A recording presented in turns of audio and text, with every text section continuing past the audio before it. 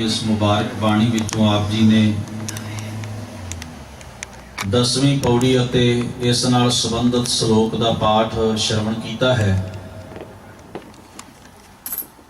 धन गुरु ग्रंथ साहब महाराज जी की पावन बाणी काव रूप विच होण दे नाते इस विच सतगुरु पातशाह जी ने कुछ ख्याल जिहड़े हन भावना दे पद्धर उते अपने तरीके दे नाल सतगुरु जी ने काव की जो जुगत हुंदी है कि 9 रस पिंगल इत्यादि ये चीज़ों की बंदिश विच काव नूं रचिया जाता है। सतगुरु सच्चे पातशाह जी ने सारी तकनीक काव की वरत के अपनी मुबारक बाणी दे विच अपने सिद्धांत नूं काव दे राहीं कविता दे राहीं पेश किया और गुरु ग्रंथ साहब महाराज की बाणी के जोड़े प्रमुख सिद्धांत हैं उन्हां विच ये सिद्धांत है कि अकाल पुरख साडे हिरदे विच जोत रूप विच साडे सबना विच सुभाईमान है। वो एक हस्ती अपने हुक्म रूप सत्ता दे विच सारी कायनात विच रमी हुई सारे संसार नूं चला रही है। उसका कोई शरीरक स्वरूप नहीं, ना उसकी कोई बनावट है, ना चक्कर चेन है, ना रूप रंग है, ना उसनों असी तुसी घड़ सकते हाँ, ना वो जूना विच आउंदा है। ये उस अकाल पुरख दे प्रथाए जो गुरबाणी दे मुढ़ले नियम हैं जिन्हां तो सतगुरु की पावन बाणी ने सानू बार बार सुचेत करदियां होया ये सिद्धांत बार बार रिपीट करके सानू इस पासे वल चेतन किया है, सुचेत किया है। सतगुरु महाराज ने इस गल उत्ते भी सानू साडा भरम ते भुलेखा दूर किया कि उस हस्ती नूं बाहर लभण दी ढूंढण दी खोजण दी कोशिश करन वाले जीव इस जुगत तो अनजान हन, इस विचार तो अनजान हन कि वह सत्ता तां साडे अंदर बाहर भीतर एको जानो ये गुर ज्ञान बताई जन नानक बिन आपा चीनै मिटै ना भ्रम की काई। वो इस गल तो अनजान हैं, बेखबर हैं। पर बाणी पढ़दियां होया साडे सामने ऐसियां पंक्तियां भी आउंदियां हन जिन्हां विच गुरु पातशाह जी ने ये शब्द वरते हैं कि मैं 4 चफेरे हर जगह दे उत्ते उस करते नूं खोज रहा हाँ, लभ रहा हाँ और उसनूं मैं हर जगह दे उत्ते तक रहा हाँ। ये दोवें गल्लां आपस विच बड़ियां जुड़ियां होईयां हन। जदों कि वह सब जगह के उत्ते मौजूद है, उसकी हस्ती हर जगह के उत्ते हुक्म रूप विच व्यापक है, फिर उसनूं खोजण का अर्थ की हो सकता है, उसनूं लभण का ढूंढण का भाव की निकल सकता है। धन गुरु ग्रंथ साहब महाराज सच्चे पातशाह जी इसनूं इस ढंग दे नाल बयान करते हैं कि खोजना मनुख ने उसनूं अपने भीतर ही है। जदों असी गुरु के शब्द राही अपने अंतर आत्मे विच वसदी हुई उस चेतन सत्ता नूं महसूस करते हाँ तो वह चेतन सत्ता सारी कायनात विच रमी हुई असी अनुभव करते हैं, महसूस करते हैं कि साडे वांग बाकी जीव भी उस करते की घाड़त हैं, कुदरत के बंदे हैं। उन्हां विच भी साडे वांग ही अकाल पुरख की हुक्म रूपी रौं चल रही है, साडे वांग ही उन्हां दा जीवन है। अंदर दे ये भेद भरम जिहड़े हन वो हमेशा वास्ते बिनस जाते हैं। जिथे मनुख जोत करके सारियां नूं एक समान समझदा है। एक सिद्धांत आपां जरूरी गुरमत दा जान लईए। गुरमत आखदी है जोत रूप विच सारी कायनात इको है पर कर्म करके भिन्न है। जे मेरे कर्म मंदे होणगे, मेरा सुभाव मंदा होएगा, मैं औगणियारा विषय विकारां विच पै के इंसानी रब्बी जीवन तो खुंझिया होया हाँ, फिर गुरबाणी मैनूं भी साकत कम जात इन्हां शब्दां नाल याद करदी है। खसम विसारें ते कम जात नानक नामै बाझ सना, क्योंकि मेरा कर्म नीच है। पर जिहड़ी ये थ्योरी सदियां तो कुछ लोगों ने प्रचलित की, सत्ताधारी लोगों ने, भावें वो धर्म की सत्ता ते काबज होण, भावें वो राजनीतिक सत्ता ते काबज होण, कि कोई मनुख जन्म सिद्ध ही ऊंचा है, नीवा है, अमीरी गरीबी करके ऊंच नीच का भेदभाव होना चाहिए है, रंग नस्ल भाषा मजहबी रस्मां रीतां वख-वख खिते विच रहण करके कोई ऊंचा नीवा है। इस भरम नूं गुरमत ने हमेशा वास्ते दरकिनार कर दिता भी इस नूं रद्द किया। हजूर ने आख्या किसी मनुख नाल तुसीं इस करके नफरत नहीं कर सकते कि उस व्यक्ति दियां रस्मां रीतां मजहबी ढंग तरीके तुहाडे नाल मेल नहीं खांदे हन, उहदा रंग रूप तुहाडे वर्गा नहीं है, वो किसी होर परिवार होर जगह होर भाषा होर कल्चर नाल संबंध रखता है। इस वास्ते गुरु महाराज ने जात पाती सिस्टम नूं मुढ़ तो नकार दिता और आख्या जाणो जोत ना पूछो जाति, आगे जात ना है। उत्थे आके महाराज ने आख्या भी जोत रूप विच तां सारे ही एक ने, हाँ कर्म करके भिन्न भिन्न कोई जीव हो सकते ने। चोरी करन वाला चोर हुंदा है, ठगी मारन वाला ठग हुंदा है, जिहा घाले घालना तेवे हो नाउ पचारी है। भाव असीं अपने कर्म करके जिहो जिहा साडा किरदार है, किरदार साडे वखरेविਆਂ ਦੇ ਵਿੱਚ हो सकते ने भी मैं चंगा कर रहा तो चंगा हाँ, मंदा कर रहा तो मंदा हाँ। जो धर्म कमावै तिस धर्म नाउ होवै, पाप कमाणै पापी जाणिए। और ये नाम भी गुरु ग्रंथ साहब महाराज की पावन बाणी ने किसी को जन्म सिद्ध नहीं दिते। किसी मनुख के किरदार विहार और आचार करके कर्म करके उसनों उसे नाम दे नाल याद किया जैसा वो कर्म कर रहा है। तो चोरी करने वाले नूं असीं चोर आखांगे, विखावा करने वाले नूं असीं पखंडी आखांगे, दंभ रचन वाले नूं असीं दंभी आखांगे, चंगा करने वाले नूं असीं चंगा आखांगे, सेवा करने वाले नूं सेवादार आखांगे। ये हन साडे कर्म नूं वेख के साडा रखिया होया नाम। चंगा है तो चंगा, माड़ा है तो माड़ा। पर गरीब नवाज सतगुरु सच्चे पातशाह जी का यह नुकता जो बाणी विच, हालांकि मजहबी तौर उत्ते सारियां धर्म पुस्तकां विचों असीं इन्हां ख्यालां नूं बदलवें सिद्धे असिद्धे हर तरह के ढंग नाल पढ़ते हाँ कि उस ब्रह्म दी करते दी खुदा दी भगवान दी प्रभु दी अकाल पुरख दी होंद सारियां विच वसदी है। ये तुसीं काजी नूं पुछोगे वो भी यही जवाब देगा, भाई नूं पुछोगे यही जवाब देगा भी मेरा मजहब यह कहता है। तुसीं किसी पंडित विद्वान नूं पुछोगे वो भी अपने धर्म शास्त्रां विचों ऐसियां ही उदाहरणां पेश करेगा भी साडे फलाने धर्म शास्त्र दे विच ये लिखिया होया है। पर प्रश्न फिर उस जगह के उत्ते आके खलो जाता है कि जे उस अकाल पुरख की सत्ता सारी कायनात विच ते सारे जीवां विच उहदी जोत व्यापक है, फिर दूसरे मजहब का मनुख होने के नाते मैं उस नाल ईरखा नफरत भेदभाव क्यों करता हाँ कि वह मेरे मजहब का नहीं, वो मेरी भाषा नहीं बोलता। इस करके यानी कि जो सिद्धांत असीं अपने धर्म ग्रंथां दे कोड करते हाँ उसनूं इंप्लीमेंट नहीं करते, उसनूं मन्नण तो असीं प्रैक्टिकली तौर उत्ते इनकारी हो जाते हैं। सारे झगड़े ही इस गल नूं अपलाई करन विच हन। कहण मात्र तां मनु सिमरती दा कट्टड़ हमायती बंदा भी ये गल कहिंदा है कि ब्रह्म की सत्ता ते सारियां विच ही है, पर जदों इस दी व्याख्या विच जाके उतरदा है तां बड़े झगड़े और झेड़े खड़े कर दिंदा है। कहण मात्र तां पाक कुरान दियां ऐसियां आयतां ते कलमे कोड कीते जा सकते हैं जिस विच उस खुदा दी अल्लाह ताला दी होंद नूं सारियां विच प्रवान किया गया है। पर जदों इसे ही सिद्धांत की व्याख्या विच काजी उतर जाता है तो उत्थे जाके ये झगड़ा खड़ा हो जाता है कि मोमन नूं वो प्रवान करता है तो काफर नूं वो दरकिनार करता है। मोमन ते काफर का फर्क पै जाता है और मोमना दे भी गां भेद बन जाते हैं। और खिमा कर देना, असी भी ऐसी सोसाइटी का ही एक अंग हाँ, असी भी इस नालों कुछ वखरे जां भिन्न नहीं हाँ।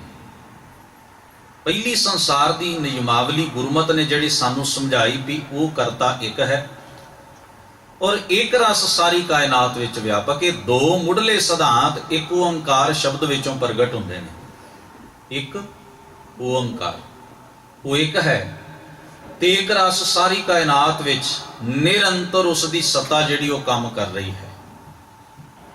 यही वो पहला मुढ़ला सिद्धांत है जिहड़े सारे संसार दे तरह तरह दीयां बनावटां वाले रब नूं रिजैक्ट करके एक चेतन सत्ता की गल करता है, और दूसरी गल यही वो एक ओंकार की प्रचलित जिहड़ी धन गुरु ग्रंथ साहिब महाराज की बाणी जो मुढ़ला सिद्धांत है, यही गल करता है भी निरंतर एक रास उस दी सत्ता सारियां दे विच व्यापक है और काम कर रही है।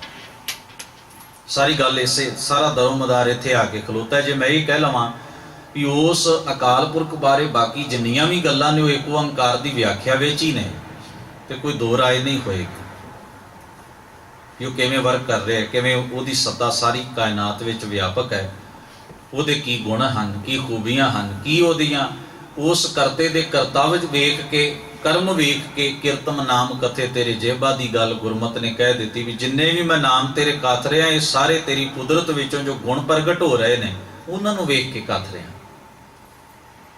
जिवें कोई बहुत सोहनी पेंटिंग बनाउंदा होवे ते असीं उस नूं चंगा चित्रकार कहांगे, चंगा सोहना गा लैंदा होवे तो असीं उस आदमी नूं चंगा गवैया आखांगे, संगीतकार आखांगे।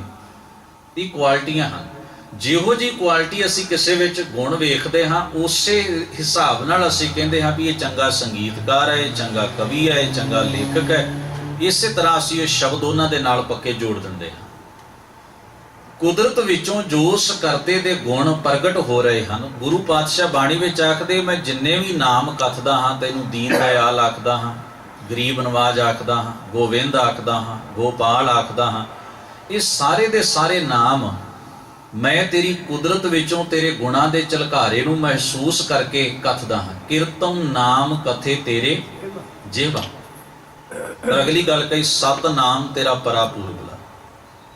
तेरा मुढ़ कदीमी गुण है भी तेरी होंद सदा कायम रहने वाली है। नाम का अर्थ होंदा है होंद, सत का अर्थ है जो कायम रहिंदी है। तेरी होंद मुढ़ कदीमी कायम है। ये शब्द जिहड़ा है ये तेरे वास्ते मुढ़ले रूप विच बड़ा ढुकवां होएगा, मुढ़ले रूप विच। इस वास्ते सतगुरु गुरु ग्रंथ साहिब महाराज उस एक ओंकार दे जिहड़े ये दो मूलक सिद्धांत ने जिहड़े एक शब्द राही गुरु महाराज ने साडे सामने रखे ने, इन्हां नूं जदों प्रगट करदे दी व्याख्या विच उतरदे हन ते उत्थे जाके भी सतगुरु पातशाह संसार दे मजहबां दी, भाषावां दी, रंगां दी, नस्लां दी, बिरादरियां दी बनावट नूं इस सिद्धांत दे अगे रद्द कर दिंदे ने। इहदे अगे ये बनतरां दा कोई मतलब नहीं रह जांदा। इन्हां बनतरां करके जां ये जो संसार दे बनाए हुए अपने अपने दायरे हैं, इन्हां दायरियां दे विचों एक दायरे वाला बंदा दूसरे दायरे वाले नूं आखे भी ये नीच है। इत्थे जाके गुरमत इस गल तो तकड़ी ताड़ना भी ऐसे मनुख नूं करदी है जिहड़ा ऐसी सोच दा धारनी है। इस वास्ते सतगुरु पातशाह जदों इस सिद्धांत नूं रूपमान करन दी गल आउंदी है, प्रगट करन दी जां इहदी व्याख्या करन दी जां इहनूं अपलाई करन दी गल आउंदी है, उत्थे सतगुरु महाराज अपना विचार रखदियां होयां ये गल कथदे हन, कुदरत दे जर्रे जर्रे विच उस करते दी अपनी होंद मौजूद है। भावें असीं मक्के वाली साखी नूं बहुत सीमित दायरे विच रख के विचारदे हां, पर गुरु नानक महाराज दा मूल उस जगह दे उत्ते जो कहण दा भाव है वो यही है भी खुदा दी होंद नूं केवल एक जगह उत्ते मिथ लैना ही इस सिद्धांत का आपे ही खंडन कर देंदा है भी खुदा सब थाई हाज़र नाज़र। तुसीं ये भी कहो कि खुदा रब सारियां थावां ते रहिंदा है, जिवें असीं कहने आ हुण असीं ये भी कहने भी रब सारी थाई है, तो गुरुद्वारे नूं रब दा घर भी असीं कहना ही हुंदा है। हुण ये दोवें गल्लां आपस च रलदियां नहीं कि गुरुद्वारा तुसीं बनाया 10 साल पहलां 20 साल पहलां, इहदा मतलब उस तो पहलां रब बेघरा सी, तुसीं उहनूं घर बना के दित्ता है। यही प्रॉब्लम चर्च वाले दी है, यही मस्जिद वाले दी, यही मंदिर वाले दी। सारे कहते हैं ये रब का घर है, ये रब का घर है। पर ये जिन्नियां भी असीं संसार के धर्म स्थानां दीयां बिल्डिंगां बनाईयां ने, ये तां किसी समय दे विचकार आउंदियां ने भी असीं कदों बनाईयां, किन्ने 100 साल किन्ने सदियां पहलां, जां इहदा कोई अपना काल है, समा है। पर गुरु ग्रंथ साहिब महाराज का असीं बचन भी फिर पढ़ते हैं बाणी विच, ये जग सच्चा की है कोठड़ी सच्चे का विच वास। जानी कि साडी व्याख्या विच वो प्रॉब्लम आ गई जिहड़ी साडे मूल सिद्धांत दा अपने आप खंडन कर दी जाएगी। गुरुद्वारे नूं असीं रब दा घर कह दिता, उन्हें भी आख्या मक्का खुदा दा घर है। किसी ने आख्या दक्षिण दिशा दे विच हरी दा वास है, उधर नूं मूँह करके तुसीं पूजा करो। ਕਿਸੇ ਨੇ ਆਖਿਆ ਪੱਛਮ ਅੱਲਾ ਦਾ ਮੁਕਾਮ ਹੈ, ਇਸ ਪਾਸੇ ਵੱਲ ਅੱਲਾ ਤਾਲਾ ਦੀ ਹੋਂਦ ਨੂੰ ਕਥਿਆ ਗਿਆ, ਮਿਥਿਆ ਗਿਆ। ਇਹ ਸਾਰੇ ਵਿਆਖਿਆ ਦੇ ਚੱਕਰ ਹਨ। ਮੂਲ ਰੂਪ ਵਿੱਚ ਸਾਰੇ ਇੱਕੋ ਗੱਲ ਕਹਿਣਗੇ ਵੀ ਰੱਬ ਦੀ ਹੋਂਦ, ਖੁਦਾ ਦੀ ਹੋਂਦ, ਭਗਵਾਨ ਦੀ ਹੋਂਦ ਸਾਰਿਆਂ ਦੇ ਵਿੱਚ ਹੈ। ਜਗਨਨਾਥਪੁਰੀ ਵਿੱਚ ਗੁਰੂ ਨਾਨਕ ਸਾਹਿਬ ਜੀ ਦਾ ਜਾਣਾ, ਉਹਨਾਂ ਨੂੰ ਆਰਤੀ ਵਾਸਤੇ ਸੱਦਾ ਦਿੱਤਾ ਜਾਣਾ ਉਚੇਚੇ ਮਹਿਮਾਨ ਦੇ ਤੌਰ ਉੱਤੇ, ਤੇ ਇੱਕ ਪਾਸੇ ਖਲੋ ਕੇ ਸਾਰਾ ਕੁਝ ਵੇਖਦਿਆਂ ਹੋਇਆਂ ਥੋੜਾ ਥੋੜਾ ਮੁਸਕਰਾਉਂਦੇ ਰਹਿਣਾ। ਔਰ ਉਥੋਂ ਦੇ ਮੁੱਖ ਪੁਜਾਰੀਆਂ ਦਾ ਗੁਰੂ ਨਾਨਕ ਮਹਾਰਾਜ ਨੂੰ ਇਹ ਪ੍ਰਸ਼ਨ ਕਰਨਾ ਕਿ ਤੁਸੀਂ ਸਾਡੇ ਨਾਲ ਆਰਤੀ ਦੀ ਸਾਰੀ ਇਸ ਮਰਿਆਦਾ ਵਿੱਚੋਂ ਕੁਝ ਵੀ ਨਾਲ ਨਿਭਾਇਆ ਨਹੀਂ, ਆਪ ਵਿੱਚ ਸ਼ਾਮਲ ਨਹੀਂ ਹੋਏ, ਇੱਕ ਦਰਸ਼ਕ ਵਜੋਂ ਵੇਖਦੇ ਰਹੇ। ਵੈਸੇ ਬੇਨਤੀ ਕਰਾਂ, ਇਹ ਆਰਤੀ ਕੱਲੀ ਜਗਨਨਾਥਪੁਰੀ ਵਿੱਚ ਨਹੀਂ ਸੀ ਹੁੰਦੀ, ਇਹ ਬਾਕੀ ਭਾਰਤ ਦੇ ਵੱਡੇ ਵੱਡੇ ਮੰਦਿਰਾਂ ਵਿੱਚ ਵੀ ਹੁੰਦੀ ਹੈ। ਗੁਰੂ ਪਾਤਸ਼ਾਹ ਨੂੰ ਇਸ ਗੱਲ ਦਾ ਚੰਗੀ ਤਰ੍ਹਾਂ ਪਤਾ ਹੈ।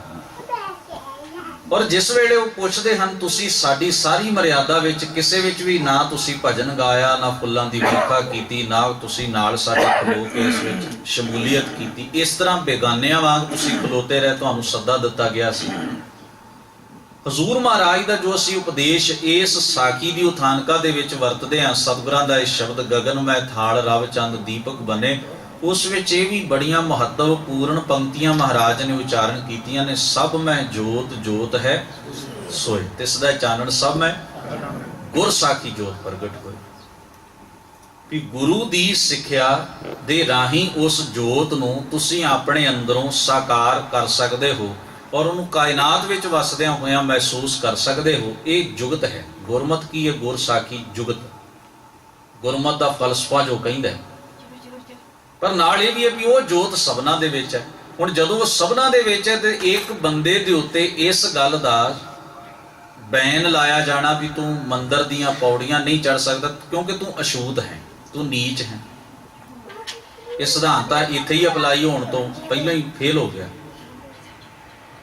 ਇਹਦਾ ਭਾਵ ਹੈ ਵੀ ਜੋ ਅਸੀਂ ਕਥਦੇ ਹਾਂ ਵੀ ਰੱਬ ਇੱਕ ਹੈ, ਰੱਬ ਸਾਰੀਆਂ ਥਾਵਾਂ ਵਿੱਚ ਹੈ, ਜਦੋਂ ਉਸ ਸਾਰੀਆਂ ਥਾਵਾਂ ਵਿੱਚ ਵਸਦੇ ਹੋਏ ਰੱਬ ਨੂੰ, ਇਸ ਸਿਧਾਂਤ ਨੂੰ ਮਨੁੱਖ ਆਪਣੇ ਜੀਵਨ ਦੀ ਵਿਆਖਿਆ ਵਿੱਚ ਉਤਾਰਦਾ ਹੈ, ਉੱਥੇ ਪੈਰ ਪੈਰ ਉੱਤੇ ਉਹ ਥਿੜਕਦਿਆਂ ਇਹਦੀ ਖੰਡਨਾ ਵੀ ਕਰਦਾ ਹੈ, ਬਾਰ-ਬਾਰ ਇਹਦਾ ਖੰਡਨ ਕਰਦਾ ਹੈ, ਬਾਰ-ਬਾਰ ਇਸ ਨੂੰ ਰਿਜੈਕਟ ਕਰਦਾ ਹੈ।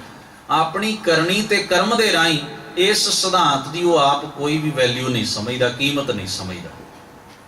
ਜਿਵੇਂ ਅੱਜ ਦੇ ਦੌਰ ਵਿੱਚ ਅਸੀਂ ਵੀ ਇੱਕ ਦੂਸਰੇ ਨੂੰ ਬੁਲਾਉਣ ਤੋਂ ਪਹਿਲਾਂ ਇਹ ਜਾਂਚ ਕਰ ਲੈਂਦੇ ਹਾਂ ਵੀ ਇਹ ਕਿਸ ਧੜੇ, ਜਥੇਬੰਦੀ, ਸੰਪਰਦਾ ਇਤਿਆਦਿਕ ਨਾਲ ਸੰਬੰਧਿਤ ਹੋਏਗਾ। ਸਾਡੀ ਸੋਚ ਵਿੱਚ ਹੁੰਦੀ ਹੈ ਇਹ ਗੱਲ। ਤਾਂ ਮੂੰਹ ਤੋਂ ਕਥਨ ਨਾਲ ਕੀ ਹੋਏਗਾ? ਜੋ ਅਸੀਂ ਪ੍ਰੈਕਟੀਕਲ ਕਰ ਰਹੇ ਹਾਂ ਕਿਰਦਾਰ ਤੇ ਸਾਡਾ ਉਹੋ ਹੀ ਹੈ ਕਿ ਅਸੀਂ ਸਾਰੇ ਸਿੱਖ ਹਾਂ, ਸਾਡਾ ਇੱਕ ਪੰਥ ਹੈ, ਅਸੀਂ ਸਾਰੇ ਗੁਰੂ ਗ੍ਰੰਥ ਸਾਹਿਬ ਨੂੰ ਮੰਨਦੇ ਹਾਂ।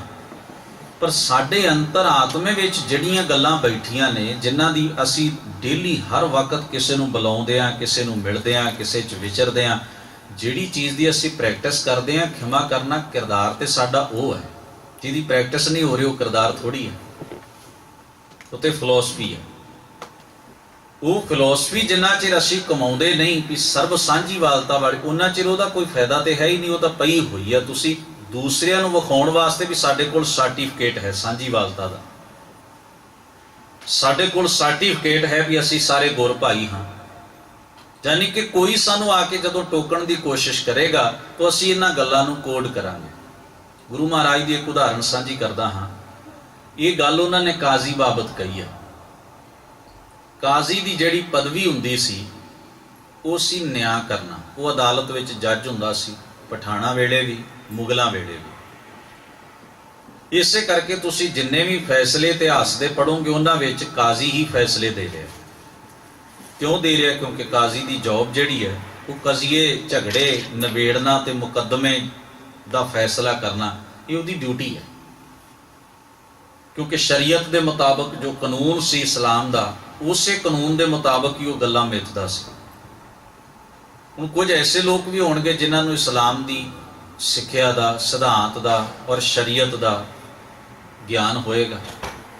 ਜਦੋਂ ਕਾਜ਼ੀ ਸ਼ਰੀਅਤ ਦੇ, ਇਸਲਾਮ ਦੇ ਸਿਧਾਂਤ ਮੁਤਾਬਕ ਫੈਸਲਾ ਕਰਦਾ, ਸ਼ਰੀਅਤ ਦੀ ਮਰਿਆਦਾ ਮੁਤਾਬਕ ਫੈਸਲਾ ਕਰਦਾ, ਜਦੋਂ ਕੋਈ ਉਹਨੂੰ ਪੁੱਛਦਾ ਵੀ ਕਾਜ਼ੀ ਸਾਹਿਬ ਇਹ ਕੀ ਕੀਤਾ, ਕਿੱਥੇ ਲਿਖਿਆ ਇਸਲਾਮ ਦੇ ਵਿੱਚ ਇਹ ਗੱਲ, ਕਿੱਥੇ ਲਿਖੀ ਹੈ ਕੁਰਾਨ ਦੇ ਵਿੱਚ ਇਹ ਗੱਲ, ਤੁਸੀਂ ਸ਼ਰੀਅਤ ਦੇ ਆਪਣੀ ਮਨ ਮਰਜ਼ੀ ਨਾਲ ਇਸ ਤਰ੍ਹਾਂ ਅਰਥ ਨਹੀਂ ਕਰ ਸਕਦੇ, ਤਾਂ ਉਹਦੇ ਕੋਲ ਆਪਣੇ ਉਸ ਦੰਭ ਨੂੰ, ਆਪਣੇ ਉਸ ਖੋਖਲੇਪਨ ਨੂੰ ਤੇ ਗਲਤ ਫੈਸਲੇ ਤੇ ਮੋਹਰ ਲਾਉਣ ਵਾਸਤੇ ਉਹਦੇ ਕੋਲ ਹੋਰ ਧਰਮ ਗ੍ਰੰਥਾਂ ਦੀਆਂ ਬੜੀਆਂ ਦਲੀਲਾਂ ਹੁੰਦੀਆਂ। ਉਹ ਉਹਨਾਂ ਨੂੰ ਕੋਡ ਕਰਦਾ, ਫਲਾਣੇ ਗ੍ਰੰਥ ਵਿੱਚ ਇਵੇਂ ਲਿਖਿਆ, ਉਹਦੀ ਵਿਆਖਿਆ ਫਲਾਣੇ ਮੌਲਵੀ ਨੇ ਇਵੇਂ ਕੀਤੀ ਹੈ, ਉਹਦੀ ਵਿਆਖਿਆ ਫਲਾਣੇ ਦਾਨਸ਼ਵਰ ਨੇ, ਫਿਲਾਸਫਰ ਨੇ ਇਵੇਂ ਕੀਤੀ ਹੈ, ਇਹ ਫੈਸਲਾ ਫਲਾਨੀ ਜਗ੍ਹਾ ਤੇ ਇਸ ਤਰ੍ਹਾਂ ਹੋਇਆ ਸੀ, ਇਸ ਤਰ੍ਹਾਂ ਬਣਦਾ। ਯਾਨੀ ਕਿ ਹਰ ਘਟਨਾ ਨੂੰ ਆਪਣੇ ਹਿਸਾਬ ਨਾਲ ਮੋੜਾ ਦੇ ਕੇ ਤੇ ਉਹ ਇਹ ਸਿੱਧ ਕਰਨ ਦੀ ਕੋਸ਼ਿਸ਼ ਕਰਦਾ ਵੀ ਮੇਰਾ ਫੈਸਲਾ ਤਾਂ ਬਿਲਕੁਲ ਹੀ ਸਹੀ ਹੈ, ਇਹਦੇ 'ਚ ਤਾਂ ਗਲਤੀ ਕੱਖ ਵੀ ਨਹੀਂ, ਜਦੋਂ ਕਿ ਹੋਇਆ ਧੱਕਾ ਹੈ, ਫੈਸਲੇ ਵਿੱਚ ਸਰਾਸਰ ਧੱਕਾ ਹੋਇਆ। ਗੁਰੂ ਮਹਾਰਾਜ ਇਹਦਾ ਜ਼ਿਕਰ ਆਪਣੀ ਬਾਣੀ ਵਿੱਚ ਕਰਦੇ ਨੇ। ਕਾਜ਼ੀ ਹੋਏ ਕੈ ਬਹਿ ਨਿਆਏ, ਫੇਰੇ ਤਸਬੀ ਕਰੇ ਖੁਦਾਏ, ਵੱਡੀ ਲੈ ਕੇ ਹੱਕ ਗਵਾਏ। ਅੱਗੇ ਲਿਖਿਆ ਜੇ ਕੋ ਪੁੱਛੇ ਤਾਂ ਪੜ੍ਹ ਸੁਣਾਏ।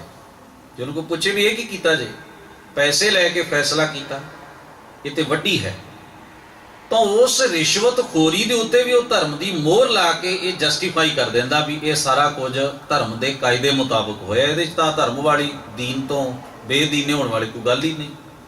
ਯਾਨੀ ਕਿ ਇਹਨੂੰ ਅਸੀਂ ਚਤੁਰਾਈ ਕਹਿੰਦੇ ਹਾਂ, ਇਹਨੂੰ ਅਸੀਂ ਚਲਾਕੀ ਕਹਿੰਦੇ ਹਾਂ ਵੀ ਚਲਾਕ ਆਦਮੀ ਜਿਹੜਾ ਉਹ ਆਪਣੇ ਹਿਸਾਬ ਨਾਲ ਗਿਆਨ ਦੀ ਗੱਲ ਨੂੰ ਵੀ ਮੋੜ ਲੈਂਦਾ, ਉਹ ਧਰਮ ਗ੍ਰੰਥਾਂ ਦੀਆਂ ਗੱਲਾਂ ਨੂੰ ਵੀ ਆਪਣੀ ਚਤੁਰਾਈ ਦੇ ਹਿਸਾਬ ਦੇ ਨਾਲ ਕੋਡ ਕਰਦਾ। ਜਿੱਥੇ ਉਹ ਆਪਣੀ ਕਮਜ਼ੋਰੀ ਨੂੰ ਬਹੁਤ ਚੰਗਾ ਧਰਮ ਦੱਸ ਸਕੇ ਤੇ ਆਪਣੀ ਚਲਾਕੀ ਦੇ ਨਾਲ ਆਪਣੀ ਗਲਤੀ ਨੂੰ ਧਰਮ ਦੀ ਮਰਿਆਦਾ ਸਾਬਤ ਕਰ ਸਕੇ। ਜਿਵੇਂ ਸਦੀਆਂ ਤੋਂ ਪੁਜਾਰੀ ਕਰਦਾ ਹੈ, ਅੱਜ ਵੀ ਕਰਦਾ, ਹਰ ਧਰਮ ਦਾ ਪੁਜਾਰੀ ਕਰਦਾ। ਧੰਨ ਗੁਰੂ ਗ੍ਰੰਥ ਸਾਹਿਬ ਮਹਾਰਾਜ ਸੱਚੇ ਪਾਤਸ਼ਾਹ ਇਸੇ ਕਰਕੇ ਇਹ ਵਿਚਾਰ ਦਿੰਦੇ ਨੇ ਵੀ ਜਿੰਨਾ ਚਿਰ ਮਨੁੱਖ ਦੇ ਜੀਵਨ ਅੰਦਰ ਵਿਵੇਕ ਬੁੱਧ ਦਾ ਚਾਨਣ ਨਾ ਹੋਵੇ, ਉਹਨਾਂ ਚਿਰ ਸੱਚ ਤੇ ਝੂਠ ਦੇ ਨਿਰਣੇ ਜਿਹੜੇ ਹਨ ਉਹ ਸਾਡੇ ਅਧੂਰੇ ਵੀ ਹਨ ਤੇ ਪੱਖਪਾਤੀ ਵੀ ਹੁੰਦੇ ਨੇ। ਜੇ ਸਾਡੇ ਅੰਦਰ ਵਿਵੇਕ ਬੁੱਧ ਆ ਜਾਏ, ਅਸੀਂ ਨਿਰਣਾ ਕਰੀਏ ਵੀ ਇਹ ਚੀਜ਼ ਘਾਤਕ ਹੈ, ਝੂਠ ਹੈ, ਇਹਨੂੰ ਛੱਡਿਆ ਜਾਣਾ ਚਾਹੀਦਾ, ਨਿਰਣਾ ਤਾਂ ਵਿਵੇਕ ਦੇ ਤਲ ਉੱਤੇ ਹੀ ਹੋਏਗਾ। ਗਰੀਬ ਨਵਾਜ ਗੁਰੂ ਗ੍ਰੰਥ ਸਾਹਿਬ ਮਹਾਰਾਜ ਸੱਚੇ ਪਾਤਸ਼ਾਹ ਦੇ ਵਿੱਚ ਇਹ ਸ਼ਬਦ ਜਿਹੜੇ ਹਨ ਕਿ ਪੱਛਮ ਦੱਖਣ ਦੇਸ਼ ਹਰੀ ਕਾ ਬਾਸਾ, ਪੱਛਮ ਅੱਲਾ ਮੁਕਾਮਾ, ਦਿਲ ਮੈਂ ਖੋਜ ਦਿਲੇ ਦਿਲ ਖੋਜੋ ਏਈ ਠੌਰ ਮੁਕਾਮਾ। ਮਹਾਰਾਜ ਕਹਿੰਦੇ ਨੇ ਅਸਲ ਉਹਦੀ ਠੌਰ, ਅਸਲ ਉਹਦਾ ਟਿਕਾਣਾ ਤਾਂ ਤੁਹਾਡਾ ਅੰਤਰ ਆਤਮਾ ਹੈ। ਉਸ ਵਿੱਚ ਉਹਦੀ ਸੱਤਾ ਨੂੰ ਮਹਿਸੂਸ ਕਰਕੇ ਵੇਖੋ।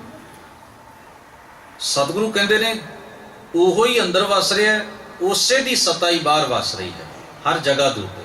ਚਾਰ ਸ਼ੁਫੇਰੇ ਧਰਮ ਨੂੰ ਬਾਹਰ ਲੱਭਣ ਦੀ ਕੋਸ਼ਿਸ਼ ਕਰਨਾ, ਰੱਬ ਦੀ ਹੋਂਦ ਨੂੰ ਬਾਹਰ ਖੋਜਣ ਦੀ ਕੋਸ਼ਿਸ਼ ਕਰਨਾ, ਇਹ ਇੱਕ ਛਲਾਵਾ ਹੈ, ਇੱਕ ਧੋਖਾ ਹੈ, ਇੱਕ ਭਰਮ ਹੈ ਜਿਹੜਾ ਮਨੁੱਖ ਪਾਲਣ ਦੀ ਕੋਸ਼ਿਸ਼ ਕਰਦਾ ਹੈ।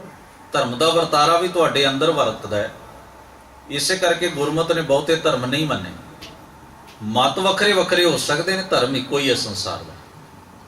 ਅਸੀਂ ਕਹਿ ਦਿੰਦੇ ਹਾਂ ਇਹ ਧਰਮ ਹੈ, ਉਹ ਧਰਮ ਹੈ, ਔਰ ਖਿਮਾ ਕਰ ਦੇਣਾ ਅਸੀਂ ਤਾਂ ਸਿੱਖੀ ਨੂੰ ਵੀ ਧਰਮ ਹੀ ਬਣਾਇਆ ਹੈ, ਜਦੋਂ ਕਿ ਸਿੱਖੀ ਇੱਕ ਪੰਥ ਹੈ, ਇੱਕ ਰਸਤਾ ਹੈ।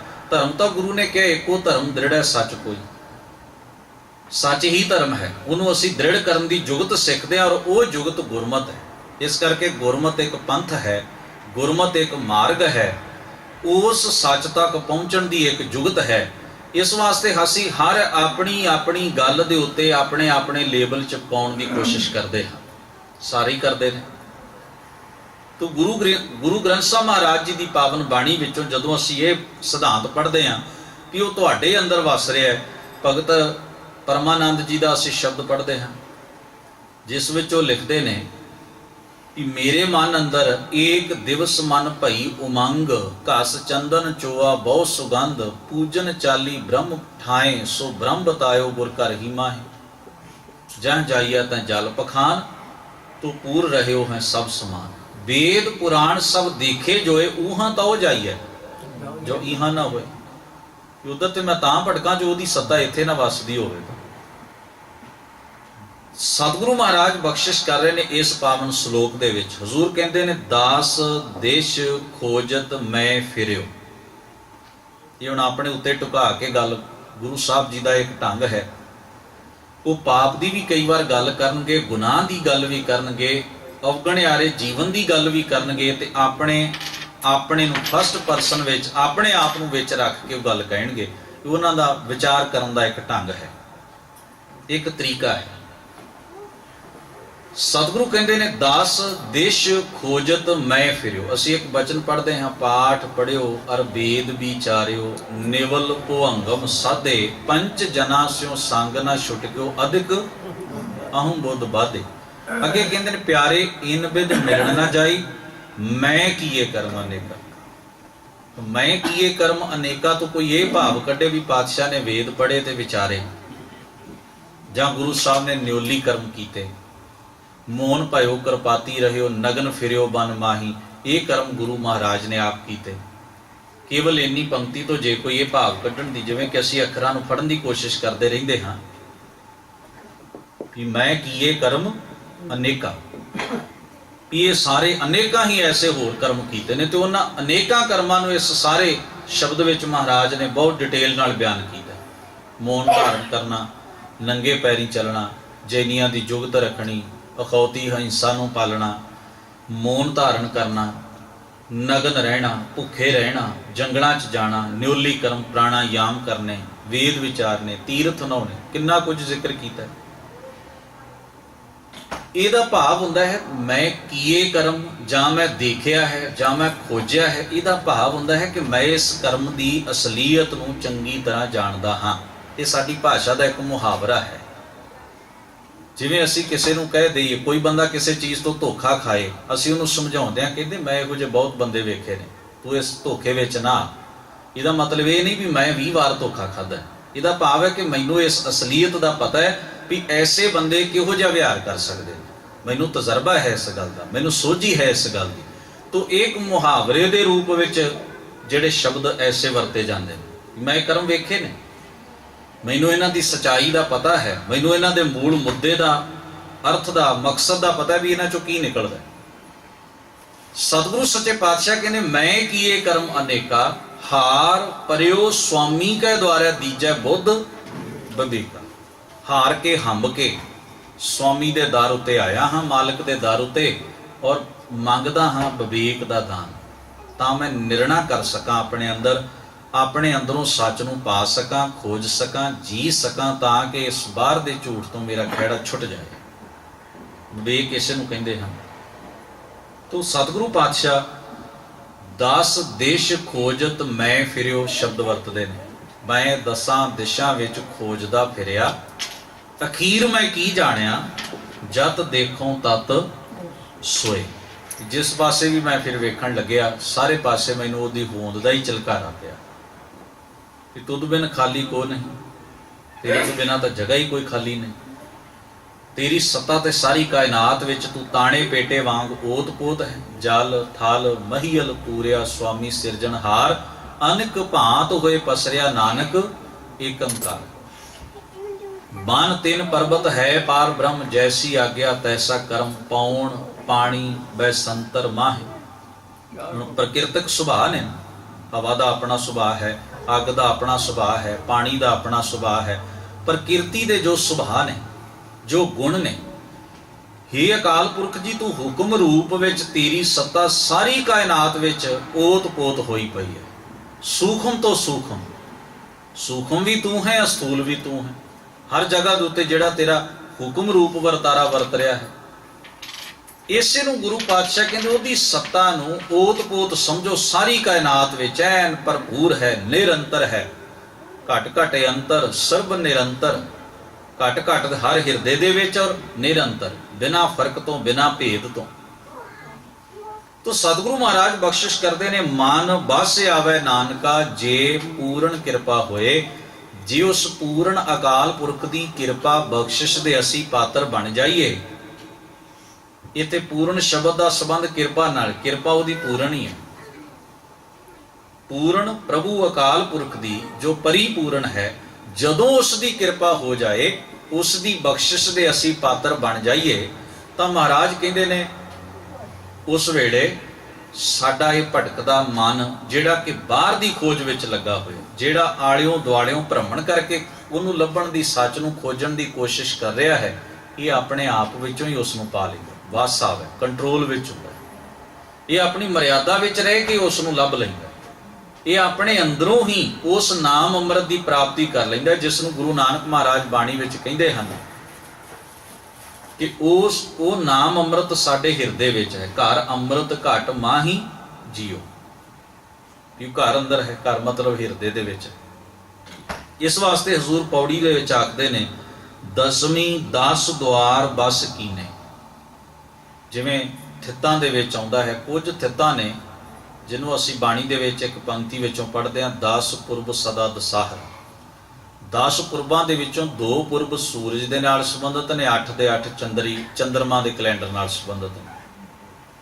ਜਿਵੇਂ ਇਕਾਦਸ਼ੀ ਮਨਾਉਣੀ, ਦਸਵੀਂ ਮਨਾਉਣੀ, ਚੌਦਸ ਮਨਾਉਣੀ, ਮੱਸਿਆ ਮਨਾਉਣੀ, ਪੂਰਨਮਾਸ਼ੀ ਮਨਾਉਣੀ, ਚੰਦਰ ਗ੍ਰਹਿਣ ਮਨਾਉਣਾ, ਇਹ ਸਾਰੇ ਦੇ ਐਸੇ ਦਿਨ ਨੇ ਜਿਹੜੇ ਜੋਤਿਸ਼ ਸ਼ਾਸਤਰੀਆਂ ਨੇ ਔਰ ਧਾਰਮਿਕ ਪੁਜਾਰੀਆਂ ਨੇ ਰਲ ਕੇ ਜਿਨ੍ਹਾਂ ਨੂੰ ਪਵਿੱਤਰ ਕਰਾਰ ਦਿੱਤਾ ਹੈ। ਔਰ ਇਹਨਾਂ ਸਾਰੇ ਦਿਨਾਂ ਦੇ ਨਾਲ ਵੱਖਰੀਆਂ ਵੱਖਰੀਆਂ ਰਸਮਾਂ ਜੋੜ ਕੇ ਦਾਨ ਪੁੰਨ ਪੂਜਾ ਇਹ ਸਾਰੇ ਕਰਮ ਪ੍ਰਚਲਿਤ ਕੀਤੇ। ਇਸ ਥਿੱਤ ਉੱਤੇ ਜੇ ਤੁਸੀਂ ਇਹ ਕਰਮ ਕਰਦੇ ਹੋ ਤਾਂ ਤੁਹਾਨੂੰ ਇਹਦੇ ਵਿੱਚੋਂ ਫਾਇਦਾ ਪ੍ਰਾਪਤ ਹੋਏਗਾ, ਤੁਹਾਨੂੰ ਇਹ ਫਲ ਮਿਲੇਗਾ।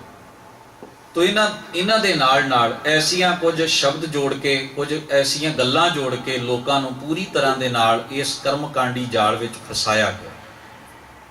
ਆਪਾਂ ਪੜ੍ਹ ਰਹੇ ਹਾਂ ਕਿ ਸਤਿਗੁਰੂ ਏਕਮ ਤੋਂ ਲੈ ਕੇ, ਕਿਉਂਕਿ ਥਿੱਤਾਂ ਨੂੰ ਏਕਮ, ਦੂਜ, ਤੀਜ ਇਸ ਤਰ੍ਹਾਂ ਕਰਕੇ ਜਾਣਿਆ ਜਾਂਦਾ, ਹਰ ਇੱਕ ਥਿੱਤ ਦਾ ਸੰਕੇਤ ਵਰਤ ਕੇ ਗੁਰੂ ਮਹਾਰਾਜ ਉਸ ਦੇ ਅਨੁਸਾਰ ਹੀ ਸਾਨੂੰ ਸਤਿਗੁਰੂ ਪਾਤਸ਼ਾਹ ਜੀ ਉਪਦੇਸ਼ ਦਿੰਦੇ ਹਨ ਜੀਵਨ ਯੁੱਗ। ਜਿਵੇਂ 12 ਮਾਹ ਦੇ 12 ਮਹੀਨਿਆਂ ਦੇ ਪ੍ਰਤੀ, ਜੋ ਕਿ ਸੂਰਜੀ ਕੈਲੰਡਰ ਦੇ ਹਿਸਾਬ ਨਾਲ ਹੈ, 7 ਵਾਰ ਕਬੀਰ ਜੀਓ ਕੇ। ਇਹ ਸਤਿਗੁਰੂ ਸੱਚੇ ਪਾਤਸ਼ਾਹ ਮਹਾਰਾਜ ਦਾ ਇੱਕ ਢੰਗ ਹੈ ਵੀ ਉਹ ਸਾਨੂੰ ਉਹਨਾਂ ਭਰਮਾਂ ਵਿੱਚੋਂ ਬਾਹਰ ਕੱਢ ਕੇ ਇਸ ਸੱਚ ਦੇ ਨਾਲ ਸਾਂਝ ਪਾਉਣ ਦੀ ਸਤਿਗੁਰੂ ਜੀ ਜੀਵਨ ਜੁਗਤੀ ਬਖਸ਼ਿਸ਼ ਕਰ ਰਹੇ ਨੇ। ਹੁਣ 10ਵੀਂ ਥਿੱਤ ਮਨਾਈ ਜਾਂਦੀ, ਗੁਰਦੁਆਰਿਆਂ ਵਿੱਚ ਵੀ ਮਨਾਈ ਜਾਂਦੀ ਹੈ। ਇਹ ਕਹਿਣਾ ਵੀ ਇਹ ਥਿੱਤ ਬੜੀ ਪਵਿੱਤਰ ਹੈ, ਇਸ ਦੇ ਨਾਲ ਬਜਾਏ ਇਸ ਦੇ ਕਿ ਇਹ ਕਹਿਣਾ ਕਿ ਤੁਸੀਂ ਸਮਾਂ ਕੱਢ ਕੇ ਗੁਰਮਤਿ ਨੂੰ ਸਮਝਣ ਵਾਸਤੇ ਆਓ, ਤੁਸੀਂ ਸਮਾਂ ਕੱਢ ਕੇ ਗੁਰਮਤਿ ਨੂੰ ਜੀਣ ਦੀ ਕੋਸ਼ਿਸ਼ ਕਰੋ ਆਪਣੇ ਜੀਵਨ ਅੰਦਰ ਸਮਝ ਕੇ। ਅਸੀਂ ਇਹ ਕਹਿਣ ਦੀ ਕੋਸ਼ਿਸ਼ ਕਰ ਰਹੇ ਹਾਂ ਵੀ ਇਸ ਥਿੱਤ ਉੱਤੇ ਆਓ, ਇਸ ਦਿਨ ਉੱਤੇ ਹੀ ਆਓ, ਇਹ ਜ਼ਿਆਦਾ ਪਵਿੱਤਰ ਹੈ। ਦੋਵਾਂ ਵਿੱਚ ਅੰਤਰ ਹੈ। ਉਸ ਤਿੱਥ ਉੱਤੇ ਜੇ ਕੋਈ ਆ ਵੀ ਜਾਏਗਾ ਨਾ ਤਾਂ ਮਾੜੀ ਗੱਲ ਨਹੀਂ, ਪਰ ਉਹਦੀ ਸੁਰਤ ਵਿੱਚ ਬੈਠਾ ਹੋਇਆ ਕਰਮਕਾਂਡ ਉਹਨੂੰ ਕੱਖ ਵੀ ਸਿੱਖਣ ਨਹੀਂ ਦੇਗਾ। ਮੁਸ਼ਕਲ ਇੱਥੇ ਹੈ। ਸਵਾਲ ਇਹ ਨਹੀਂ ਵੀ ਅਸੀਂ ਜੇ ਕਿਸੇ ਤਿੱਥ ਵਾਲੇ ਦਿਨ ਬੋਰਡ ਲਾ ਕੇ ਇਸ਼ਤਿਹਾਰ ਕਹਿ ਵੀ ਦਈਏ ਵੀ ਇਸ ਤਿੱਥ ਨੂੰ ਭਾਈ ਆਓ, ਬੜਾ ਚੰਗਾ ਦਿਨ ਹੈ, ਫਲ ਮਿਲੇਗਾ, ਤਾਂ ਆ ਜਾਣਗੇ ਲੋਕ, ਚੰਗੀ ਗੱਲ ਹੈ ਹੋਣਾ। ਪਰ ਜੇ ਸੁਰਤ ਵਿੱਚ ਇਹ ਖਿਆਲ ਬੈਠਾ ਹੋਇਆ ਵੀ ਮੈਂ ਜਾ ਰਿਹਾ ਹਾਂ ਕਿਸੇ ਹੋਰ ਫਲ ਦੀ ਪ੍ਰਾਪਤੀ ਵਾਸਤੇ, ਇੱਛਾ ਦੀ ਪੂਰਤੀ ਵਾਸਤੇ, ਤਾਂ ਖਿਮਾ ਕਰਿਓ ਜੇ ਇਹ ਸੋਚਦੇ ਹਾਂ ਵੀ ਐਸੇ ਇਕੱਠ ਵਿੱਚ ਅਸੀਂ ਕੋਈ ਗੁਰਮਤ ਦਾ ਸੁਨੇਹਾ ਅਗਲੇ ਦੀ ਸੁਰਤ ਵਿੱਚ ਬਿਠਾ ਦਿਆਂਗੇ ਜਾਂ ਉਹ ਬੰਦਾ ਗੁਰਮਤ ਦਾ ਬਿਲਾਖੀ ਬਣ ਕੇ ਆਇਆ ਤੇ ਕੁਝ ਲੈ ਜਾਏਗਾ, ਇਹ ਝੂਠ ਹੈ ਗੱਲ। ਕਿਉਂਕਿ ਉਹਦਾ ਪਰਪਸ ਆਉਣ ਦਾ ਕੁਝ ਹੋਰ ਹੈ। ਇਹੀ ਵਜ੍ਹਾ ਹੈ ਵੀ ਜਿਤਨੇ ਵੀ ਧਰਮ ਸਥਾਨਾਂ ਉੱਤੇ ਖਾਸ ਦਿਨਾਂ ਉੱਤੇ ਇਕੱਠ ਹੁੰਦੇ ਹਨ, ਕੋਈ ਇੱਕਾ ਦੁੱਕਾ ਜਿਹੜੇ ਅਬਿਲਾਖੀ ਜਾਂ ਵੈਸੇ ਜਗਿਆਸੂ ਬਿਰਤੀ ਦੇ ਲੋਕ ਹਨ, ਉਹਨਾਂ ਨੂੰ ਛੱਡ ਕੇ ਬਹੁਤ ਸਾਰੇ ਲੋਕਾਂ ਦਾ ਇੱਕ ਮਿਥਿਆ ਕਰਮ ਹੈ, ਉਹ ਕਰਦੇ ਹਨ, ਚਲੇ ਜਾਂਦੇ ਹਨ, ਲੈ ਕੇ ਕੁਝ ਨਹੀਂ ਜਾਂਦੇ, ਕਿਉਂਕਿ ਉਹ ਆਏ ਕਿਸੇ ਹੋਰ ਪਰਪਸ ਲਈ, ਹੋਰ ਕਿਸੇ ਮਕਸਦ ਲਈ ਹੁੰਦੇ ਨੇ। ਉਹਨਾਂ ਨੂੰ ਲੱਗਦਾ ਦਿਨ ਪਵਿੱਤਰ ਹੈ, ਜ਼ਰੂਰ ਚੱਲੋ। तो उस पवित्र दिन उत्ते एक रस्म, एक रिवाज, एक अपनी बनाई हुए भरम की पूर्ति का कर्म करने वास्ते असी चले जाते हैं, करते हैं, वापस आ जाते हैं। तो सतगुरु महाराज ने सानू इस भरम जाल विचों कढ़ के सानू बाणी दे अंदर यह सिद्धांत समझाया, नानक सोई दिन सुहावड़ा जित प्रभ आवे चित, जित दिन विसरै पार ब्रह्म फिट भलेरी रुत। ज्योतिष शास्त्र और समय दे जेड़े मापण दे जां समय नूं शुद्ध चंगा शुभ अशुभ दी विचार दसन वाले जेड़े लोग ने, वो भावें सारे ही डिकलेयर कर देन, दावा कर भी ये थित, ये दिन, ये वार, ये घड़ी, ये मुहूर्त बहुत शुभ है। पर महाराज कहते जिस वेले तुसी सच नालों टुटे हुए हो, जिस वेले तुसी सच दे एहसास विच नहीं जिउंदे, जिस वेले तुसी धर्म गुरु दी दसी हुई रहनी मुताबिक नहीं विचर रहे, तो तुहाडे वास्ते उस समा काहदा शुभ है। भावें उन्होंने डिकलेयर कर भी दिता जाए ये सुहावना वधिया सब तो वधिया मुहूर्त है, ਪਰ ਸਾਡੇ ਸ਼ਬਦ ਵੀ ਐਸੇ ਹਨ ਜਿਹੜੇ ਇਸ ਗੱਲ ਦਾ ਝੌਲਾ ਖੜਾ ਕਰਦੇ ਹਨ, ਭੁਲੇਖਾ ਖੜਾ ਕਰਦੇ ਹਨ ਕਿ ਅਸੀਂ ਘਰ ਦਾ ਮਹੂਰਤ ਕਰ ਰਹੇ ਹਾਂ, ਅਸੀਂ ਸਟੋਰ ਦਾ ਮਹੂਰਤ ਕਰ ਰਹੇ ਹਾਂ, ਅਸੀਂ ਦੁਕਾਨ ਦਾ ਮਹੂਰਤ ਕਰ ਰਹੇ ਹਾਂ। ਯਾਨੀ ਕਿ ਸ਼ਬਦਾਵਲੀ ਦੇ ਵਿੱਚ ਵੀ ਬਹੁਤ ਕੁਝ ਜੋ ਪਿਆ ਹੁੰਦਾ ਹੈ, ਅਸੀਂ ਉਸੇ ਨੂੰ ਹੀ ਬਾਰ-ਬਾਰ ਰਿਪੀਟ ਕਰਦੇ ਹਾਂ ਔਰ ਆਪਣੇ ਮਨਾਂ ਦੇ ਭਰਮ ਹੋਰ ਪੱਕੇ ਕਰਦੇ ਹਾਂ। ਗੁਰੂ ਮਹਾਰਾਜ ਦਸਵੀਂ ਥਿਤ ਦਾ ਸੰਕੇਤ ਵਰਤ ਕੇ ਕਹਿੰਦੇ ਹਨ, 10 ਦੁਆਰ ਬਸ ਕੀਨੇ, ਮੈਂ ਆਪਣੇ ਗਿਆਨ ਇੰਦਰੀਆਂ ਨੂੰ ਕੰਟਰੋਲ ਵਿੱਚ ਕਰ ਲਿਆ, ਜਿਸ ਨੂੰ ਭਗਤ ਰਵਿਦਾਸ ਜੀ ਕਹਿੰਦੇ ਨੇ, 10 ਬੈਰਾਗਨ ਮੋਹਿ ਬਸ ਕੀਨੀ, ਪੰਚੋਂ ਕਾ ਮਿਟ ਨਾਮੋਂ, 70 ਦੋਏ ਭਰੇ ਅੰਮ੍ਰਿਤਸਰ ਵੇਖ ਕਉ ਮਾਰ ਕਢਾਵੋਂ। ਕਹਿੰਦੇ ਨੇ ਮੈਂ ਆਪਣੀਆਂ ਗਿਆਨ ਇੰਦਰੀਆਂ ਨੂੰ ਕੰਟਰੋਲ ਵਿੱਚ ਕਰ ਲਿਆ ਹੈ, ਆਪਣੇ ਮਨ ਦਾ ਜ਼ਹਿਰ ਬਾਹਰ ਕੱਢ ਕੇ ਸੁੱਟ ਦਿੱਤਾ ਹੈ। ਜਿਹੜਾ ਜ਼ਹਿਰ ਮੈਂ ਇਹਨਾਂ ਗਿਆਨ ਇੰਦਰੀਆਂ ਨਾਲ ਇਕੱਠਾ ਕੀਤਾ ਹੈ, ਕਿਉਂਕਿ ਗਿਆਨ ਇੰਦਰੀ ਇਹਨਾਂ ਨੂੰ ਤਾਂ ਕਿਹਾ ਜਾਂਦਾ ਹੈ ਵੀ ਜਿੰਨੀ ਵੀ ਸੰਸਾਰ ਨਾਲ ਸਾਡੀ ਸਾਂਝ ਬਣਦੀ ਹੈ, ਇਹਨਾਂ ਇੰਦਰੀਆਂ ਕਰਕੇ ਹੀ ਬਣਦੀ ਹੈ। ਜੋ ਕੁਝ ਵੀ ਸਾਡੇ ਅੰਦਰ ਨੌਲੇਜ ਹੈ, ਗਿਆਨ ਹੈ, ਵਿਵੇਕ ਹੈ, ਮਤ ਹੈ, ਸਾਡੇ ਅੰਦਰ ਵਿਚਾਰ ਸ਼ਕਤੀ ਹੈ, ਇਹ ਸਾਰੀ ਦੀ ਸਾਰੀ ਅਸੀਂ ਇਹਨਾਂ ਗਿਆਨ ਇੰਦਰੀਆਂ ਰਾਹੀਂ ਸੰਸਾਰ ਨਾਲ, ਦੁਨੀਆ ਨਾਲ ਸਾਂਝ ਬਣਾਉਂਦੇ ਹਾਂ। ਉਹੀ ਪ੍ਰੋਸੈਸ ਸਾਡੇ ਅੰਦਰ ਲਗਾਤਾਰ ਚੱਲਦਾ ਹੈ। ਜੋ ਅਸੀਂ ਵੇਖਦੇ ਹਾਂ, ਜੋ ਸੁਣਦੇ ਹਾਂ, ਜੋ ਪੜ੍ਹਦੇ ਹਾਂ, ਜੋ ਸਪਰਸ਼ ਕਰਦੇ ਹਾਂ, ਇਹ ਸਾਡੇ ਜਿੰਨੇ ਵੀ ਗਿਆਨ ਇੰਦਰੀ ਨੇ, ਇਹ ਸਾਨੂੰ ਬਾਹਰ ਦਾ ਸਾਰਾ ਗਿਆਨ ਕਰਵਾਉਂਦੇ ਨੇ, ਅਵਗਤ ਕਰਵਾਉਂਦੇ ਹਨ, ਸੁਚੇਤ ਕਰਦੇ ਨੇ, ਸਾਨੂੰ ਦੱਸਦੇ ਨੇ ਵੀ ਕੀ ਕੁਝ ਹੈ। ਫਿਰ ਉਹਨਾਂ ਨੂੰ ਅਸੀਂ, ਸਾਡੇ ਅੰਦਰ ਉਹਦਾ ਪ੍ਰੋਸੈਸ ਚੱਲਦਾ ਰਹਿੰਦਾ ਹੈ। ਕਿਹੋ ਜਿਹੇ ਨਿਰਣੇ ਕੱਢਦੇ ਹਾਂ ਅਸੀਂ ਉਹਨਾਂ ਗੱਲਾਂ ਨੂੰ ਵੇਖ ਕੇ। ਇੱਕੋ ਹੀ ਗੱਲ ਹੈ, ਦੋ ਬੰਦੇ ਉਸ ਨੂੰ ਵੇਖ ਰਹੇ ਹਨ, ਦੋਵੇਂ ਉਸ ਦੇ ਪ੍ਰਤੀ ਹੋ ਸਕਦਾ ਵੱਖਰਾ ਵੱਖਰਾ ਨਿਰਣਾ ਕੱਢਣ। ਇੱਕ ਉਦਾਹਰਨ ਦਿੰਦਾ ਹਾਂ, ਇੱਕ ਦੁਪਹਿਰ ਵੇਲੇ ਇੱਕ ਦਰਖਤ ਦੇ ਥੱਲੇ ਆ ਕੇ ਇੱਕ ਆਦਮੀ ਕੁਝ ਸਮੇਂ ਲਈ ਸਮਾਂ ਪਾਸ ਕਰਨ ਵਾਸਤੇ ਬੈਠਿਆ। ਦਰਖਤ ਬਹੁਤ ਵੱਡਾ ਸੀ, ਉਹ ਬੰਦਾ ਫਲ ਵੇਚਦਾ ਸੀ, ਉਹਦਾ ਪੇਸ਼ਾ ਇਹ ਸੀ। ਉਹਨੇ ਦੇਖਿਆ ਏਡਾ ਵੱਡਾ ਦਰਖਤ ਹੈ, ਜੇ ਇਹਦੇ ਆਕਾਰ ਦੇ ਹਿਸਾਬ ਨਾਲ ਇਹਨੂੰ ਫਲ ਲੱਗਣ ਤੇ ਬਹੁਤ ਮੋਟੀ ਕਮਾਈ ਹੋ ਸਕਦੀ। ਚੱਲਿਆ ਗਿਆ, ਸੋਚਣ 'ਚ ਕੀ ਅਰਜ਼ ਹੈ। ਦੂਸਰਾ ਬੰਦਾ ਆਉਂਦਾ ਹੈ, ਉਹ ਫਰਨੀਚਰ ਬਣਾਉਂਦਾ। ਉਸਨੇ ਦੇਖਿਆ ਏਡਾ ਵੱਡਾ ਦਰਖਤ ਹੈ, ਜੇ ਇਹਨੂੰ ਮੁੱਢੋਂ ਵੱਢ ਦਿੱਤਾ ਜਾਏ ਇਹਦੇ 'ਚੋਂ ਇੰਨੇ 1000 ਦੀ ਲੱਕੜ ਨਿਕਲ ਸਕਦੀ ਹੈ।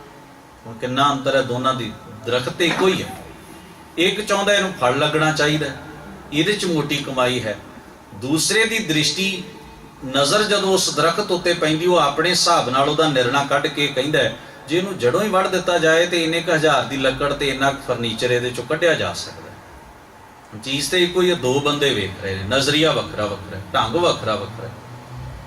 ਇੱਕ ਦਾ ਦ੍ਰਿਸ਼ਟੀਕੋਣ ਹੈ ਵੀ ਇਹ ਜੜੋਂ ਪੁੱਟਿਆ ਜਾਣਾ ਚਾਹੀਦਾ, ਦੂਜੇ ਦਾ ਦ੍ਰਿਸ਼ਟੀਕੋਣ ਹੈ ਵੀ ਨਹੀਂ ਇਹ ਹੋਰ ਫੜਨਾ ਚਾਹੀਦਾ। ਤੇ ਦੋਵੇਂ ਦ੍ਰਿਸ਼ਟੀਕੋਣ ਬਿਲਕੁਲ ਇੱਕ ਦੂਜੇ ਦੇ ਵਿਰੋਧ ਵਿੱਚ ਖੜੇ ਨੇ। ਜੇ ਇੱਕ ਦਾ ਭਲਾਈ ਹੋਏਗਾ ਤੇ ਦੂਜੇ ਦਾ ਨਹੀਂ ਹੋਏਗਾ। ਯਾਨੀ ਕਿ ਜੋ ਅਸੀਂ ਵੇਖਿਆ ਉਹ ਸਾਡੇ ਅੰਦਰ ਉਹ ਸਬਰ ਕਰਦਾ ਹੈ। ਫਿਰ ਅਸੀਂ ਨਿਰਣੇ ਕਰਦੇ ਹਾਂ, ਕਿਸੇ ਮਤ ਉੱਤੇ ਪਹੁੰਚਦੇ ਹਾਂ। ਗੁਰੂ ਮਹਾਰਾਜ ਕਹਿੰਦੇ ਨੇ, ਮਨ ਸੰਤੋਖ ਨਾਮ ਜਪ ਲੀਨੇ।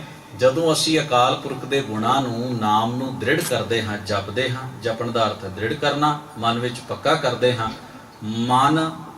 ਮਨ ਦੀ ਜਿਹੜੀ ਭੁੱਖ ਹੈ ਉਹ ਮਿਟ ਜਾਂਦੀ ਹੈ, ਵਾਸ਼ਨਾ ਮਿਟ ਜਾਂਦੀ ਹੈ। ਕਰਨੀ ਸੁਣੀਐ ਜਸ ਗੋਪਾਲ। ਜਦੋਂ ਅਸੀਂ ਆਪਣੇ ਕੰਨਾਂ ਨਾਲ ਉਸ ਸ੍ਰਿਸ਼ਟੀ ਦੇ ਪਾਲਣਹਾਰ ਅਕਾਲ ਪੁਰਖ ਦਾ ਜਸ, ਸਿਫਤੋ ਸਲਾਹ ਸੁਣਦੇ ਹਾਂ, ਨੈਣੀ ਪੇਖਤ ਸਾਧ ਦਇਆਲ। ਮਹਾਰਾਜ ਕਹਿੰਦੇ ਫਿਰ ਅਸੀਂ ਆਪਣੀਆਂ ਅੱਖਾਂ ਦੇ ਨਾਲ ਗੁਰੂ ਸਾਧੂ ਦੇ, ਦਇਆਵਾਨ ਗੁਰੂ ਦੇ ਦਰਸ਼ਨ ਕਰਦੇ ਹਾਂ। ਰਸਨਾ ਗੁਣ ਗਾਵੇ ਬੇਅੰਤ। ਜਦੋਂ ਸਾਡੀ ਜ਼ੁਬਾਨ ਉਸ ਬੇਅੰਤ ਅਕਾਲ ਪੁਰਖ ਦੇ ਗੁਣ ਗਾਉਂਦੀ ਹੈ।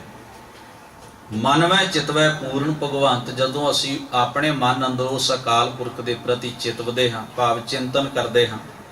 ਹੁਣ ਇਹ ਸਾਰੀ ਗਿਆਨ ਇੰਦਰੀਆਂ ਦੀ ਗੱਲ ਪਾਤਸ਼ਾਹ ਕਹਿ ਰਹੇ ਕਿ ਅੱਖਾਂ ਨਾਲ ਮੈਂ ਸਤ ਸੰਗ ਵੇਖਦਾ ਹਾਂ, ਸਾਰੀ ਸ੍ਰਿਸ਼ਟੀ 'ਚ ਉਸ ਰੱਬ ਨੂੰ ਵੇਖਦਾ ਹਾਂ। ਕੰਨਾਂ ਨਾਲ ਮੈਂ ਚੰਗੀ ਸਿਫਤੋ ਸਲਾਹ, ਰੱਬ ਦੀ ਗੱਲ ਸੁਣਦਾ ਹਾਂ। ਔਰ ਮੈਂ ਆਪਣੀ ਰਸਨਾ ਦੇ ਨਾਲ ਉਹਦੇ ਗੁਣ ਸਿਫਤ ਸਲਾਹ ਕਰਦਾ। ਯਾਨੀ ਕਿ ਮੈਂ ਆਪਣੇ ਗਿਆਨ ਇੰਦਰੀਆਂ ਨੂੰ ਸੱਚ ਵਾਲੇ ਪਾਸੇ ਜੋੜਦਾ ਹਾਂ, ਝੂਠ ਵਾਲੇ ਪਾਸਿਓਂ ਕੱਢ ਕੇ ਸੱਚ ਵਾਲੇ ਪਾਸੇ, ਰੱਬ ਦੇ ਗੁਣਾਂ ਵਾਲੇ ਪਾਸੇ, ਰੱਬ ਦੇ ਨਾਮ ਵਾਲੇ ਪਾਸੇ ਲਿਜਾਂਦਾ ਹਾਂ। ਹਜ਼ੂਰ ਕਹਿੰਦੇ ਨੇ, ਹਸਤ ਚਰਨ ਸੰਤ ਟਹਿਲ ਕਮਾਈਐ। ਜਦੋਂ ਸਤ ਸੰਗੀਆਂ ਦੀ ਇਹਨਾਂ ਹੱਥਾਂ ਨਾਲ ਟਹਿਲ ਕਰਦਾ ਹਾਂ, ਸੇਵਾ ਕਰਦਾ ਹਾਂ, ਭਾਵ ਮੈਂ ਪਰਉਪਕਾਰ ਕਰਦਾ ਹਾਂ, ਉਦਮ ਕਰਦਾ ਹਾਂ ਜਦੋਂ ਚੰਗੇ ਪਾਸੇ ਦਾ, ਨਾਨਕ ਇਹ ਸੰਜਮ ਪ੍ਰਭ ਕਿਰਪਾ ਪਾਈ ਹੈ। ਇਹ ਸਾਰਾ ਕੁਝ ਕਰਦਿਆਂ ਹੋਇਆਂ ਵੀ, ਸੰਜਮ ਦਾ ਅਰਥ ਹੈ ਜੀਵਨ ਜੁਗਤ।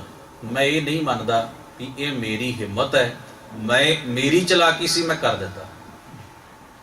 चलाक तो सारे ही होंदे ने संसार च अपने अपने हिसाब नाल, पर ऐसा उद्यम ਉਹੀ ਕਰਦੇ ਨੇ। गुरमत इत्थे आके कहती है इनू रब की बख्शिश जानो, रहमत जानो भी जे तुहाडे कोलों चंगा होया तो इसका गुरूर पालन की बजाय इस सारे नूं हंकार की भेंट चढ़ा देण की बजाय इनू आखो ये तेरी रहमत है, तेरी कृपा है कि मैं ये सारा कुछ उद्यम ते यतन कीता है। उद्यम करो करावो ठाकुर पेखत साधु संग। उद्यम करन नूं बहुत भला किया, पर उद्यम के पिछे भी उस अकाल पुरख की बख्शिश ते कृपा का धन गुरु ग्रंथ साहब जी ने विशेष जिक्र किया है। धन गुरु ग्रंथ साहब महाराज होइयां भुलां चुकां दी खिमा बख्शिश करन सबनां दा धन्नवाद। अदब सहित गुरु फतेह नाल सांझ बनाओ। वाहिगुरू जी का खालसा वाहिगुरू जी की फतेह।